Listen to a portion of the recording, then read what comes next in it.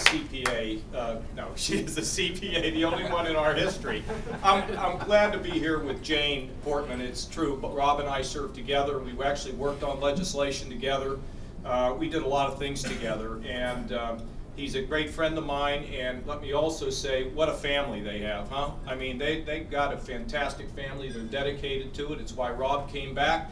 Now he's decided he wants to jump back in public service. They got the whole family behind him. But the stalwart there is Jane, and she is the Valentine, I think, just about every day for Rob. That's the way he always talks about you, Jane, and you did a great job tonight speaking at this podium, didn't she? Give her a great round of applause. Well, I really didn't know where to even start tonight, so maybe I'll start by just kind of telling you. So a lot of people here know me from Fox, some know me from the days in Congress, but let me go back to the very beginning. I think you might find this interesting. I grew up in Pittsburgh, and I grew up in a very blue-collar town, very democratic town. In fact, at night, they would put up roadblocks to keep Republicans from getting in. It was a place, frankly, where if the wind blew the wrong way, people would find themselves out of work. My father was a mailman, carried mail on his back.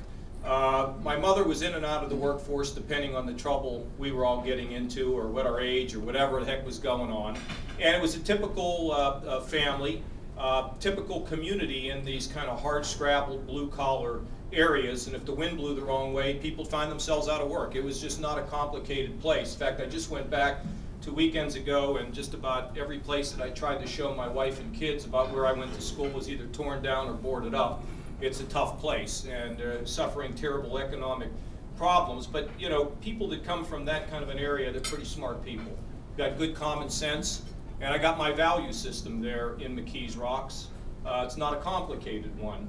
You know, it's respect others. It's to have honesty and integrity. I think nobody can ever take that away from you. My mom and dad used to say, Johnny, you don't have to have anything, but if you got your own honesty and you have integrity and you can look yourself in the mirror at the end of the day, that's all that matters. You're a rich person. And I think they're right. My parents talked to me about teamwork, the fact that you can get a heck of a lot more done if you have a common vision.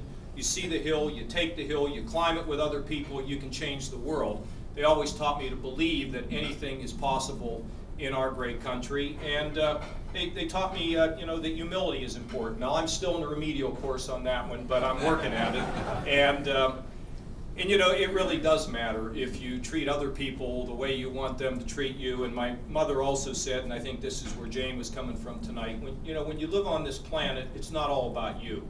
Part of the problem that we have in the country today is become too much about me, mine, and whatever it is for me, anybody else, I don't care. And my parents always tried to say that, Johnny, you know, it's not just about you, it's about other things. It's about the world around you.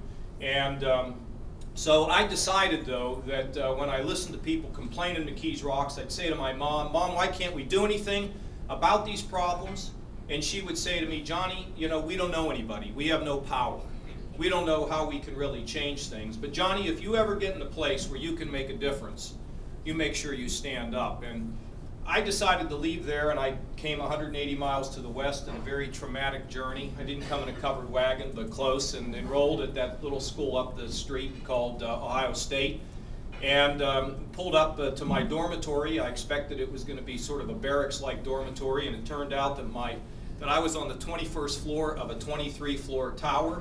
I had 15 college roommates, and came to find out that everybody living in this dormitory was 18 years old and had never been away from home before, and right next door was a duplicate tower.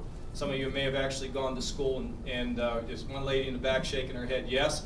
23 floors high, all 18-year-old freshmen, never been away from home before, and I found out years later they used to refer to the towers as Sodom and Gomorrah, and it was with it was a justified reputation, I must say.